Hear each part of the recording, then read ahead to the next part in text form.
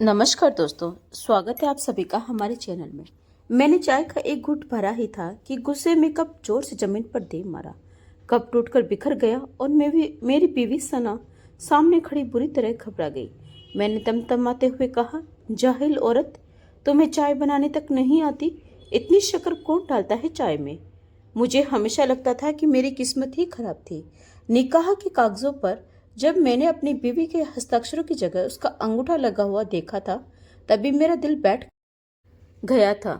वह मेरी माँ की दूर की कजिन की बेटी थी। हम उसे दूसरे शहर से ब्याह कर लाए थे। मैं उसे शादी करना ही नहीं चाहता था, लेकिन मेरी माँ की जिद थी कि उनकी कजिन बहुत बीमार है और उसके मरने के बाद उसकी बेटी बिल्कुल बेसहारा हो जाएगी। मुझे माँ की बात माननी पड़ी थी। एक तो वह लड़की बहुत सादा थी और ऊपर से एक और सितम यह था कि वह बिल्कुल अनपढ़ थी। शकल सूरत की अच्छी थी, लेकिन मुझे हमेशा पढ़ी लिखी लड़कियां ही पसंद थी जो मेरे साथ मेरे माहौल में आसानी से घुल मिल सके। मैं एक बड़ी और प्रतिष्ठित कंपनी में नौकरी करता था। मेरा उठना बैठना भी पढ़े लिखा और आधुनिक लोगों में था। जब मैं किटी पार्टी में जाता तो अपने ऑफिस के साथियों की बीवियों को देखकर मेरे मन में भी ख्वाहिश जागती कि मेरी पत्नी भी वैसी ही हो। वे पढ़ी लिखी थी, नौकरी करती थी, अपने पतियों के साथ घर चलाने में मदद करती थी, शिष्ट थी और फैशन की समझ भी रखती थी। मुझे भी ऐसी ही बीवी की चाह थी, लेकिन मेरी माँ ने तो मेरे पल्ले एक अनपढ़ और साधारण औरत बांध दी थी। मुझे समझ नहीं आता था कि आखिर माँ ने मेरे बारे में ऐसा क्यों सोचा। मैं तो उसे अपने ऑफिस की किसी पार्टी में भी नहीं ले जाता था। कैसे ले जाता? उसे तो अंग्रेजी का एक शब्द तक बोलना नहीं आता था। मैं अपनी बेइज्जती नहीं करवाना चाहता था। मेरी बीवी मेरे लिए शर्मिंदगी की वजह थी, इसीलिए वह कभी भी मेरे अच्छे व्यवहार की हकदार नहीं रही। शुरू शुरू में तो मैं माँ से हर समय लड़ता रहता था कि उन्होंने मेरे साथ यह अन्याय क्यों किया। माँ उल्टा मुझे ही डांटने लगती और कहती, मैंने तुम्हारे लिए हीरा चुना था, लेकिन मुझे नहीं पता था कि तुम उसकी कद्र नहीं करोगे। मैं उनकी बात का मजाक उड़ाते हुए कहता, हीरा ऐसा होता है? एक अंगूठा छाप और अनपढ़ लड़की। मैं हर वक्त अपनी बीवी सना को उसके अनपढ़ होने का ताना देता रहता था, लेकिन उसने कभी पलट कर जवाब नहीं दिया। वह बस सिर झुकाए किसी मुजरिम की तरह मेरे सामने खड़ी रहती और चुपचाप सब सुनती रहती। मैं अक्सर कहता, मैं अपने दोस्तों के घर जाता हूँ तो उनकी बीवियाँ कितने सलीके से चाय पेश करती है। चीनी अलग रखती है, दूध अलग रखती है, लेकिन एक तुम हो, तुम्हें किसी चीज की तमीज ही नहीं है। वह धीमे से कहती, मैं कोशिश तो करती हूँ कि आपको मुझसे कोई शिकायत ना हो, लेकिन मुझे वह कभी पसंद नहीं आई। ना उसका पहनावा अच्छा लगता था और ना उसका रहन सहन। हर समय सिर पर दुपट्टा ओढ़े रहती थी। मैं अक्सर सोचता कि न जाने मेरा कौन सा गुनाह था जिसकी सजा मुझे ऐसी बीवी के रूप में मिली जिसे मैं देखना तक नहीं चाहता था। हालांकि सना खाना बहुत स्वादिष्ट बनाती थी। जब उसे पता चला कि मुझे बिरयानी पसंद है तो वह हर हफ्ते एक बार बिरयानी जरूर बनाती, जो बेहद लजीज होती थी। जब मैं ऑफिस जाने लगता तो वह टिफिन तैयार करके देती और कहती, बाजार का खाना मत खाया कीजिए, सेहत खराब हो जाती है। मैं झुंझलाकर कहता, मैं कोई बच्चा नहीं हूँ जो टिफिन उठाकर ऑफिस जाऊं। वहाँ बहुत अच्छे होटल का खाना आता है। एक दिन वह मेरे कपड़े प्रेस कर रही थी कि गलती से मेरी पसंदीदा शर्ट जल गई।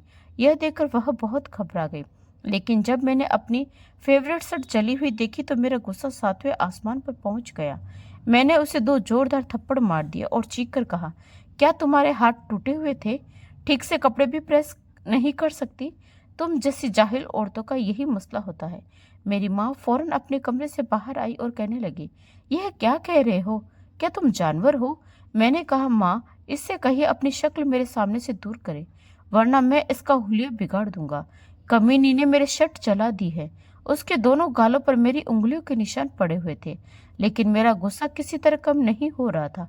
मेरी माँ कहने लगी, वैसे तो तुम हर वक्त इसे जाहिल होने का ताना देते हो, लेकिन बीवी पर हाथ उठाकर जाहिल होने का सबूत तो तुमने दिया है। मैंने कहा, इस औरत की औकात ही यही है कि इसे दिन रात जूते मारे जाए। मैंने अपनी शर्ट उठाई और उसे लपेटकर सना के मुंह पर दे मारी। मैंने कहा, इसे अपने पास ही रखो। इन्हीं दिनों एक खूबसूरत लड़की मेरे ऑफिस में नौकरी कर रही थी, जिससे मेरी काफी अच्छी बातचीत होने लगी थी। वह पढ़ी लिखी थी, खूबसूरत थी और मुझसे हंस हंस कर बातें भी करती थी। वह मुझे बहुत अच्छी लगने लगी थी। जब से वह मेरी जिंदगी में आई थी, मुझे अपनी बीवी से और भी ज्यादा नफरत होने लगी थी, क्योंकि अगर मेरी शादी सना से न हुई होती तो यकीनन मैं रेशमा से ही शादी करता। लेकिन मेरी माँ की जिद की वजह से मैं अपने सर्कल में किसी को मुंह दिखाने के काबिल नहीं रहा। मेरे कई दोस्त मुझसे पूछ चुके थे कि तुम अपनी बीवी को पार्टी में क्यों नहीं लाते। मैं उन्हें क्या जवाब देता कि मेरी बीवी को पहनने ओढ़ने का ढंग तक नहीं है। मैं उनसे कह देता कि मेरी बीवी पर्दा करती है और मेरी माँ को भी पसंद नहीं कि वह ऐसी पार्टियों में शिरकत करे। यह बात कहकर मैं उन्हें टाल देता था। मैं बात बात पर सना को डांटता रहता था, चाहे उसकी गलती होती या ना होती। वह चुपचाप मेरी हर बात सुनती रहती थी। कभी कभी तो मुझे लगता था कि जैसे वह पत्थर की बनी हुई है, वरना रोज इतनी बेइज्जती कौन बर्दाश्त करता है। कुछ दिनों से मेरी माँ बहुत ज्यादा बीमार थी और सना अकेले ही उनकी पूरी खिदमत करती थी। मुझे इस बात का एहसास तक नहीं था कि मेरी बीवी दिन भर कितने काम करती है। मुझे अपने ऑफिस की सहकर्मी रेशमा से मोहब्बत हो गई थी, लेकिन मैं जानता था कि मेरी माँ कभी मेरी शादी उससे नहीं होने देगी। मेरी माँ की बीमारी आखिर उन्हें कब्र तक ले गई। उन्होंने इस दुनिया से हमेशा के लिए आंखें मूंद ली। उनकी मौत के बाद मेरी जिंदगी बदल गई थी। अपनी माँ की वजह से जो थोड़ा बहुत लिहाज में कट जाता था वह भी बहुत जल्द खत्म हो गया। जब भी मेरा कोई रोजमर्रा का काम बिगड़ता मैं सना को थप्पड़ मार देता और वह चुपचाप सह लेती थी। एक बार ऑफिस जाने से पहले सना को मेरे जूते पॉलिश करके रखने में बस थोड़ी सी देर हो गई थी। मेरा पारा फिर चढ़ गया। मैंने उसे बहुत मारा और कहा, तुम्हें जरा भी काम का सलीका नहीं है और ना ही मेरे वक्त की कदर है। मेरी हर चीज पहले से तैयार रखा करो। जिस तरह मैंने उस पर हाथ उठाया था, मुझे लगा कि जब मैं घर लौटूंगा तो वह मायके जा चुकी होगी, क्योंकि आज मैंने उसे बहुत मारा था। लेकिन जब मैं घर पहुंचा तो बिरयानी की खुशबू आ रही थी। मैंने खाना खाया और कमरे में आ गया। मेरे सिर में दर्द हो रहा था। सना रसोई का काम समेटकर जब कमरे में आई तो काफी थकी हुई लग रही थी। लेकिन जैसे ही मैंने कहा कि मेरे सिर में दर्द है, वह फौरन मेरे पास बैठ गई और मेरा दबाने लगी। वह कहने लगी, आप बहुत मेहनत करते हैं और सुकून देने के बजाय मैं आपको और भी परेशान कर देती हूँ। हालांकि मेरी पूरी कोशिश होती है कि आपको मुझसे कोई शिकायत ना हो, लेकिन पता नहीं क्यों कोई ना कोई कमी रह ही जाती है। उसकी बातें सुनकर मैं कभी कभी बहुत हैरान हो जाता था। कैसी औरत थी वह, अपनी शिकायत भी मुझसे ही कर रही थी। मैं उसकी बातें सुन रहा था। वह कहने लगी, मैं बहुत कोशिश करती हूँ कि आप मुझसे खुश रहें, जैसे बाकी मियाँ बीवी एक दूसरे के साथ बातें करते हैं, आप भी मेरे साथ वैसे ही बातें करें। सुबह जब घर से जाए तो प्यार से मुझसे बात करके जाए। मैं आपको दरवाजे तक छोड़ने जाऊं, फिर जब आप वापस आए तो मैं जो भी खाना बनाऊं आप उसकी तारीफ करें। हम दोनों खुश रहें, हमारी कभी लड़ाई ना हो। मैं ऐसी ही जिंदगी चाहती हूँ, लेकिन फिर भी न जाने क्यों मुझसे गलतियां हो जाती है और आप मुझे डांट देते हैं। वह मुझे यह सब कुछ कह ही रही थी और मैं आंखें बंद किए उसकी हर बात सुन रहा था। मुझे नींद आ रही थी, इसीलिए ये बातें मेरे दिमाग पर कोई खास असर नहीं कर रही थी। शायद उसकी वजह यह भी थी कि मुझे वह पसंद नहीं थी। तभी मुझे अपने माथे पर नमी महसूस हुई। ऐसा लगा जैसे मेरे माथे पर पानी की बूंदें गिरी हो। जैसे ही मैंने आंखें खोलकर देखा, वह रो रही थी। उसके आंसू टप टप मेरे माथे पर गिर रहे थे। अगले ही पल मैं उठकर बैठ गया। मैंने अपने रुमाल से उसके आंसू साफ किए। इससे पहले कि मैं कुछ कहता, वह मेरा कंधा थामकर रोने लगी। वह फूट फूट कर रो रही थी, लेकिन फिर भी उसने अपनी आवाज कमरे से बाहर नहीं जाने दी। रोते हुए वह कहने लगी, मुझे माफ कर दीजिए, आप मेरे साथ वैसे ही रहा करें जैसे बाकी शोहर अपनी बीवियों के साथ रहते हैं। वह रो रही थी और मैं काफी देर तक चुपचाप उसे देखता रहा। फिर मेरा हाथ खुद ब खुद उसकी तरफ बढ़ा। मैंने उसके सिर पर प्यार से थपकी दी और कहा, रो क्यों रही हो पागल? मैं तो रोज ही तुम्हें डांट देता हूँ। कई बार काम की थकावट इतनी ज्यादा होती है कि कुछ समझ में नहीं आता और मैं तुम्हें डांट देता हूँ, अपना गुस्सा तुम पर निकाल देता हूँ, लेकिन आइंदा मैं कोशिश करूंगा कि तुम्हें न डांटूं। मैं उससे बहुत नरम लहजे में बात कर रहा था, क्योंकि वह बहुत रो रही थी और उस वक्त मेरे पास इन अल्फाज के अलावा उसके लिए कुछ भी नहीं था। मैं बिस्तर पर टेक लगाकर आंखें बंद किए बैठा था तो वह भी मेरा कंधा पकड़कर मेरे पास बैठ गई। उसने अपना सिर मेरे कंधे पर रख लिया, फिर आंखों से आंसू साफ करते हुए कहने लगी, आपको पता है आज सुबह आपने क्या कहा था? मैं वही बात सोच सोचकर सारा दिन रोती रही। मैं सोचने लगा कि मैंने तो गुस्से में उसे बहुत कुछ कह दिया। जो कुछ मुंह में आता बस बड़बड़ाता चला जाता। हर वह लफ्ज इस्तेमाल करता था जिससे उसकी बेइज्जती हो सके। लेकिन न जाने मेरी कौन सी बात उसे इतनी बुरी लग गई। मैं कहने लगा, मुझे याद नहीं मैंने क्या कहा था, बताओ मैंने क्या कहा था। इतना सुनना था कि वह कहने लगी, आप सुबह बहुत गुस्से में कह रहे थे कि मैं तुम्हें हमेशा हमेशा के लिए छोड़ दूंगा, तुम दर दर की ठोकरें खाती फिरोगी। इतना कहने के बाद वह सिसक पड़ी। इस बार जब उसकी आंखों से आंसू गिरे तो मैं थोड़ा घबरा गया। मैं भी गुस्से में न जाने क्या से क्या बोल जाता था। अगले ही पल मैं उसे बहलाने लगा और कहा, देखो वह सब गुस्से की बातें होती है, ऐसा कुछ नहीं है। तुम बिना वजह मेरी बातों को दिल पर मत लिया करो। तुम एक अच्छी लड़की हो। मैं उसकी थोड़ी बहुत तारीफ कर रहा था ताकि कम से कम वह रोना तो बंद कर दे। अगली सुबह जब वह उठी तो बहुत खुश दिखाई दे रही थी। उसके चेहरे पर हल्की सी मुस्कान थी और उसे मुस्कुराता हुआ देखकर मेरे चेहरे पर भी मुस्कान फैल गई। मुझे लगा था कि शायद मैं धीरे धीरे ही सही मगर सना का आदी हो जाऊंगा और फिर हमारे बीच का रिश्ता भी ठीक हो जाएगा। उसने मेरे लिए नाश्ता बनाया था। आज मैं भी बहुत खुश था। लेकिन उस दिन जब मैं ऑफिस गया, वहां रेशमा मेरा ही इंतजार कर रही थी। जैसे ही हमने अपना काम पूरा किया और खाली हुए, मुझे सना के साथ गुजारा हुआ वक्त याद आने लगा। तभी रेशमा मेरे पास आकर बैठ गई। उसने मेरा हाथ पकड़ लिया और कहने लगी, तुम जानते हो ना कि मेरे घर वाले मेरा रिश्ता तय करना चाहते हैं। आए दिन कोई ना कोई लड़का मेरे लिए रिश्ता लेकर आता रहता है। अब तुम बताओ मैं क्या करूं। तुम मेरे साथ सीरियस भी हो या नहीं, ये सिर्फ टाइम पास कर रहे हो। मैंने रेशमा की बात सुनी तो अगले ही पल पानी के बुलबुले की तरह सना मेरे होशो हवास में से गुम हो चुकी थी। मैं कहने लगा, कैसी बातें कर रही हो तुम। अरे मैं बिल्कुल सीरियस हूँ तुम्हारे साथ। तुम जैसी लड़की ही तो मेरी आदर्श थी। मैं अपनी जिंदगी तुम्हारी जैसी लड़की के साथ ही गुजारना चाहता था। इतना सुनना था कि वह कहने लगी, तो फिर अभी तक तुमने कोई फैसला क्यों नहीं किया। क्यों अभी तक तुमने मुझे सिर्फ उम्मीद पर ही रखा हुआ है। आखिर कब तक मैं अपने माँ बाप को टालती रहूंगी। मैंने उसे यकीन दिलाया कि बहुत जल्द हम दोनों शादी कर लेंगे। मुझे सना का तो कोई डर नहीं था। आखिर उसकी फिक्र ही किसे थी। मुझे वह वक्त भी याद आया जब एक दिन मैंने सना को मायके भेज दिया था और खुद अपनी माँ के पास जाकर बैठ गया था। मेरी माँ मुझसे सना की बातें कर रही थी, उसकी तारीफ कर रही थी ताकि मेरे दिल में उसके लिए प्यार पैदा हो सके। लेकिन मैं तो कुछ और ही सोच रहा था। मैं अपनी माँ से कहने लगा, माँ मैं आपसे कुछ कहना चाहता हूँ। आप जानती हैं ना कि मेरा रिश्ता सना के साथ आपकी मर्जी से हुआ था। लेकिन मैं अब अपनी मर्जी से जिस लड़की को पसंद करता हूँ उससे शादी करना चाहता हूँ। उम्मीद है आपको इससे कोई एतराज नहीं होगा। सना को भी मैं नहीं छोड़ूंगा, वह भी इसी घर में रहेगी। लेकिन मेरी जिंदगी सिर्फ और सिर्फ रेशमा के साथ शुरू होगी।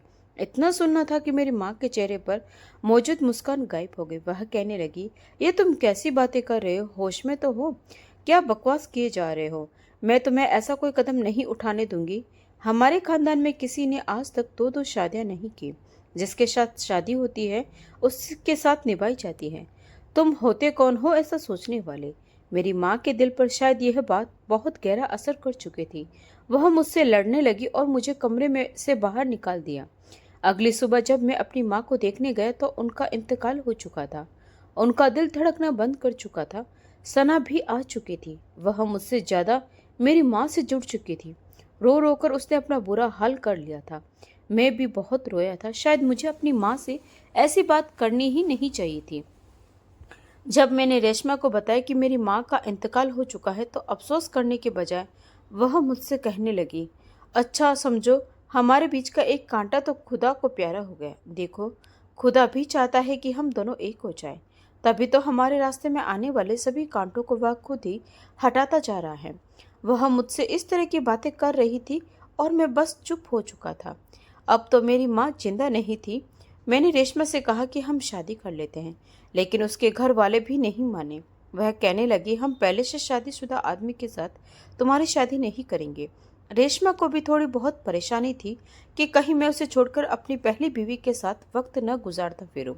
मैंने उसे बहुत यकीन दिलाया, लेकिन वह कहने लगी कि मैं तुमसे तभी कोर्ट मैरिज करूंगी जब तुम शादी होते ही सना को तलाक दे दोगे। मैंने फौरन हामी भर ली थी। उस दिन जब मैं रेशमा से निकाह करके उसे अपने दूसरे घर पर छोड़कर वापस सना के पास आया था तो मैंने सोच लिया था कि मुझे उससे क्या कहना है। रास्ते में हल्की हल्की बारिश भी शुरू हो चुकी थी। एकदम से मौसम खराब हो गया था। जैसे ही मैं घर में दाखिल हुआ तो मुझे पकौड़ों की खुशबू आने लगी। लाउंज में आया तो सामने ही रसोई में मेरी बीवी सना पकौड़े तल रही थी। मुझे देखकर उसने साथ ही चाय भी बनाने के लिए रख दी और कहने लगी, आप आ गए। मुझे पता था कि आप जल्दी आ जाएंगे। देखिए, मैंने आपके लिए पकौड़े बनाए हैं, चाय भी बना रही हूँ, हम दोनों मिलकर खाएंगे। मैं अपने कमरे में आ गया। मेरे दिमाग पर सिर्फ और सिर्फ रेशमा सवार थी। मैं कहने लगा, सारे काम छोड़ो और यहाँ आओ, जल्दी, मुझे तुमसे जरूरी बात करनी है। बार बार मुझे रेशमा के संदेश आ रहे थे। वह कह रही थी कि जल्द से जल्द काम निपटाओ और वापस मेरे पास आओ। आज हमारी जिंदगी का सबसे खूबसूरत दिन है। मैं कमरे में ही था तभी वहां सना आई। उसने एक हाथ में पकौड़ों की प्लेट पकड़ रखी थी और दूसरे हाथ में चाय का कप था। वह कहने लगी, लीजिए, मैं आपके लिए चाय और पकौड़े ले आई हूँ। मैंने उसके हाथ से चाय और पकौड़े लेकर एक तरफ रख दिया। उसने एक पकौड़ा उठाकर मेरे मुंह में डालना चाहा, लेकिन मैंने उसका हाथ वहीं रोक दिया। मुझे इतना गंभीर देखकर वह थोड़ी हैरान हो गई। वह कहने लगी, क्या हुआ? मैंने फिर कोई गलती कर दी? आप इतने परेशान क्यों दिखाई दे रहे हैं? सब खैरियत तो है ना? आपकी तबीयत तो ठीक है ना? लेकिन अगले ही पल मैंने उसे अपने पास बिठाया और कहने लगा, देखो, मैं जो कुछ तुमसे कहने वाला हूँ उसे होशो हवास में सुनना। तुम भी जानती हो कि मेरी और तुम्हारी शादी पसंद की नहीं थी। सिर्फ और सिर्फ माँ की वजह से मैंने यह रिश्ता निभाया था। लेकिन अब मेरी माँ इस दुनिया में नहीं है। अब मेरा और तुम्हारा गुजारा होना मुश्किल है। देखो, अगर मैंने तुम्हारा दिल दुखाया हो या तुम्हें परेशान किया हो तो मुझे माफ़ कर देना। मैं भी तुम्हें तुम्हारी कोताहियों के लिए माफ़ कर दूंगा। लेकिन अब मैं तुम्हारे साथ नहीं रह सकता। मैं तुम्हें तलाक देता हूँ। मैं तुम्हें अपने पूरे होशो हवास में तलाक देता हूँ। 3 बार मैंने ये अल्फाज कह दिए थे और वह जैसे सदमे की हालत में पहुंच चुकी थी। इसके बाद मैं सिर्फ इतना कह पाया, अपने भाई को फ़ोन करके बुला लो, मैं जा रहा हूँ। मैंने पलटकर यह भी नहीं देखा कि सना किस हाल में खड़ी है, क्या कहना चाहती है। लेकिन शायद उसकी रूह चीख चीख कर मुझे बुला रही थी। मैं उसे उसी हालत में छोड़कर वहां से चला आया था। रेशमा मेरा इंतजार कर रही थी। 2 दिन तक मैं रेशमा के साथ ही रहा। वह बहुत खुश थी। बाकायदा मैंने अपनी आवाज़ रिकॉर्ड करके भी उसे भेजी थी, जिसमें सना का नाम लेकर मैं उसे तलाक दे रहा था। फिर मैं उस घर से बाहर निकल आया था। रेशमा बहुत खुश थी। हमने एक साथ अपनी जिंदगी गुजारने के लिए न जाने कितने ख्वाब देख रखे थे। 2 दिन बाद जब मैं वापस अपने घर आया तो सब कुछ वैसा का वैसा ही था। हर चीज सलीके से रखी हुई थी। जब मैं रसोई में गया तो कढ़ाई वही पड़ी थी। पकौड़ों का मसाला जो उसने बनाकर रखा था एक तरफ पड़ा खराब हो चुका था। पकौड़े भी उसी ट्रे में वैसे ही रखे हुए थे। जब मैं अपने कमरे में आया तो वहां भी हर चीज ज्यों की त्यों पड़ी थी। सामने साइड टेबल पर चाय और पकौड़ों की प्लेट रखी हुई थी। सब कुछ वैसा ही था, लेकिन वहां सना नहीं थी। शायद वह मायके जा चुकी थी। तभी मुझे बिस्तर पर एक मेडिकल रिपोर्ट पड़ी दिखाई दी। जब मैंने उसे खोलकर देखा तो जैसे मेरे पूरे जिस्म में करंट दौड़ गया, क्योंकि उस रिपोर्ट में लिखा था कि सना गर्भवती है। मेरा पूरा शरीर कांप उठा था, लेकिन इसके बावजूद मैं रेशमा के साथ अपनी नई जिंदगी में व्यस्त था। मैं रेशमा के साथ हंसी खुशी जिंदगी गुजारने लगा। वह पढ़ी लिखी थी, खूबसूरत थी, जवान थी और बेहद हसीन भी। नौकरी भी करती थी। हम दोनों एक ही कंपनी में काम करते थे। हमारे बच्चे भी हमारी तरह जहीन थे। लेकिन जब अब मैं कई कई दिन तक एक ही सूट पहने रहता था, क्योंकि मुझसे यह कहने वाला नहीं था कि यह सूट बदल दो, गंदा हो गया। मैंने नए कपड़े प्रेस करके रखे हैं, वह पहन लो। पहले जो मेरी मनपसंद बिरयानी और दूसरे स्वादिष्ट खाने बना करते थे वे अब बनना बंद हो चुके थे। अगर मुझे कुछ खाना होता तो बाहर से मंगवाना पड़ता था, क्योंकि रेशमा कहती थी कि उसे खाना बनाना नहीं आता। वह तो सिर्फ फास्ट फूड खाना पसंद करती है। मेरी जिंदगी धीरे धीरे अजीब उलझनों में फंसती चली गई। बच्चे भी इंतहा के बदतमीज थे, हर वक्त शरारतें और शोर शराबा करते रहते थे। रेशमा के साथ मेरे रिश्ते भी पहले जैसे नहीं रहते। वह बहुत बदल चुकी थी। बात बात पर मुझे टोकती, ताने देती और छोटी छोटी बातों पर झगड़ने लगती। अब मुझे सना की बहुत याद आने लगी थी, जो एक मिसाली बीवी थी। सना को तलाक दिए पूरे 9 साल बीत चुके थे। इन 9 सालों में मुझे उसकी असली कद्र समझ आ चुकी थी। मेरी आंखों के नीचे काले घेरे पड़ चुके थे। रेशमा मुझे अपने दोस्तों से मिलवाने से भी कतराती थी। मैंने अपना बहुत इलाज करवाया, लेकिन डॉक्टरों का कहना था कि मुझे कोई बीमारी नहीं है। शायद यह सना के साथ साथ की गई नाइंसाफी का असर था कि आज मुझे कहीं भी सुकून नहीं मिलता था। सब कुछ होते हुए भी मैं अपने अंदर एक अधूरापन महसूस करता था। एक दिन मैं बच्चों को स्कूल छोड़ने गया तो वहां मेरी मुलाकात सना से हो गई। उसे देखकर मैं खुद को रोक नहीं पाया। उसके साथ एक 8 साल की लड़की भी थी जो हूबहू मुझ पर गई थी। उसे देखकर मेरा दिल तड़प उठा। मैं सना के पास गया तो वह भी मुझे देखकर चौंक गई। मुझे देखते ही उसकी आंखों से आंसू आ गए। मैंने उससे पूछा, कैसी हो? वह बोली, जैसी आपको दिख रही हूँ। वह बहुत कमजोर और थकी हुई लग रही थी। मैंने उससे पूछा, यह बेटी मेरी है ना? उसने जवाब दिया, हाँ जी, यह आपकी ही बेटी है। मैंने प्यार से बेटी को अपने पास लिया। फिर सना से पूछा, तुम्हारे शोहर कैसे हैं? यहीं रहती हो तुम? उसने कहा, हाँ रहती हूँ तो यही हूँ, मगर मैंने शादी नहीं की क्योंकि हमारी तलाक हुई ही नहीं थी। जब आपने मुझे तलाक दिया था तब मैं उम्मीद से थी। यह सुनकर न जाने क्यों मेरे दिल में एक अजीब सी खुशी का एहसास जाग उठा था। मैं उसे कहने लगा, तुम यहाँ क्या कर रही हो? वह कहने लगी, गुड़िया यहीं पढ़ती है और मैं यहाँ आया की नौकरी करती हूँ। मैंने उसे पूछा, तो तुम मायके नहीं गई थी क्या? वह कहने लगी, गई तो थी मगर वहाँ मेरा कोई नहीं बचा था। मेरी माँ के बाद मेरा अपना कोई नहीं रहा, इसीलिए मैं वापस आ गई थी। फिर किसी तरह रहने के लिए किराए का एक घर ढूंढा और स्कूलों के चक्कर लगाने लगी कि कहीं मुझे आया की नौकरी मिल जाए। क्योंकि मैं अनपढ़ थी इसीलिए सिर्फ यही काम कर सकती थी। आखिर मुझे इस स्कूल में नौकरी मिल गई। फिर वह पूछने लगी, आपकी बीवी और बच्चे कैसे हैं? मैंने कहा, क्या बताऊं, जब से तुम्हें छोड़ा है तभी से जिंदगी का सुकून खत्म हो चुका है।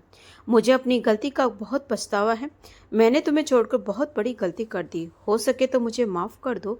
वह कहने लगी, अरे अरे, आप मुझसे माफी मांगकर मुझे गुनाह में शामिल कर रहे हैं। आज आप भी मेरे शौहर हैं। मैं उससे कहने लगा, सना, क्या ऐसा हो सकता है कि तुम मेरे साथ घर चलो? अब मैं बहुत बदल गया हूँ।